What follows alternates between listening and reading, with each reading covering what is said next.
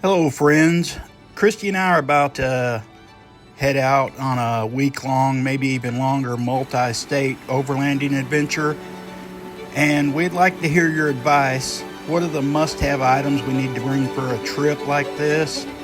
Because we've only really ever done weekend camping trips before, so I'm hoping to get some suggestions on some important things that we don't forget. And also in this video we'll be showing you things that we already have or things that are on the way. One of the first things we picked up for this trip is the EcoFlow Wave 3 air conditioner / heater. We knew that where we're going could be still hot or it could be cold, so we thought that maybe this would cover us in both situations while we're in the tent.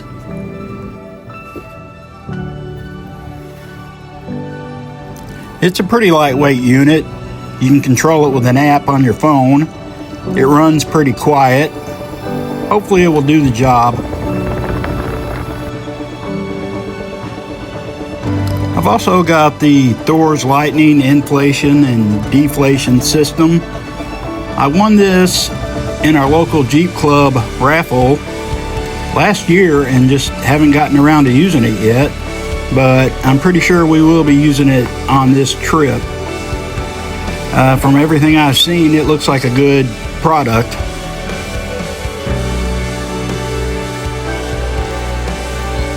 I don't believe we're going to hard mount it anywhere. We'll probably just keep it in the bag and bust it out when we need it.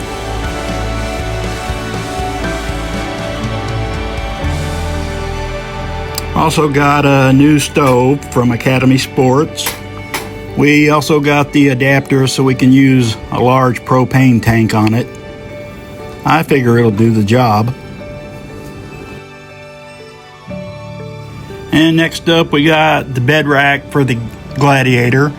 I didn't want to go with the full height one because the tent and everything we mount on top I feel would be sticking way up too high and catch air when we're driving, and plus we go through a lot of low-hanging branches and trees, so I figure a half height one will work best for us. The assembly was pretty straightforward. We did have to use a rubber mallet and a little bit of WD-40 to get everything to play nicely together. Then we got right to the end where we were going to mount it to the bed and then realized this rack you have to use the trail rail system, which we don't have, so I had to order one of those. And now we have the big ticket item showing up. It's a rooftop tent from Open Road. It's the soft shell design. We've used our pull behind camper and a ground tent. Now we're going to try the rooftop tent and see how we like it. We'll do a full review on it after this trip, but this is more of just a quick unboxing.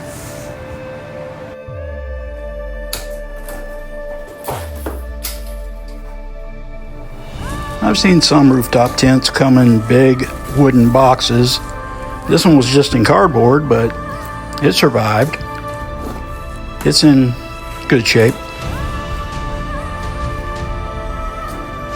We thought we'd go with the soft top tent because it gives more room at this price point compared to the little wedge hard shell ones.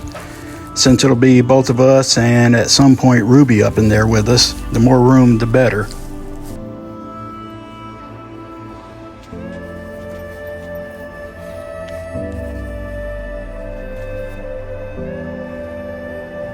Everything came packed inside the tent, the hardware, the ladder, and there seems to be plenty of room, and the mattress is pretty comfortable, even though we'll probably get a mattress topper to put on there.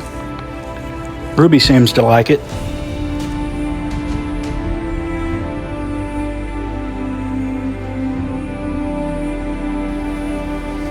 What do you think, Poo Poo?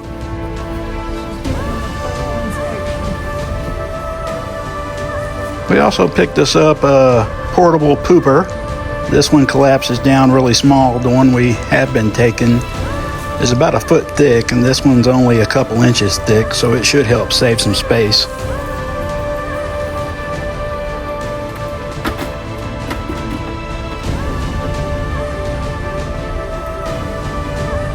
And here you see a bunch of the stuff we'll be taking with us. Our generator, propane bottle. We got to figure out what tools we should bring and all the recovery gear. We're also going to be bringing the open road shower with us. We have the wolf box coming. I have some glue treads coming for in case of emergencies. We got our refrigerator, a small Rotopax wannabe. We got some seat cushions for the trip. We also got some new mud boots, and we're going to be picking up some rain gear.